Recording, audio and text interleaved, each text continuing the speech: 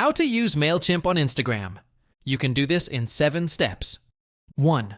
Log into Mailchimp and create a sign-up form under the Audience tab.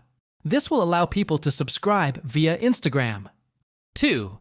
Copy the sign-up form URL and go to your Instagram profile. Click Edit Profile and paste the link in the website field. 3. Use Instagram Stories to promote your sign-up form. Add a call to action like "Swipe up to join our newsletter" if you have over 10,000 followers.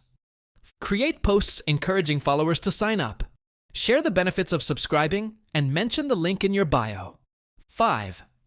Use Linktree or a similar tool to display multiple links in your Instagram bio, including the sign-up form.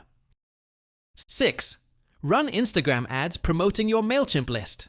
Use targeted ads to reach potential subscribers interested in your content.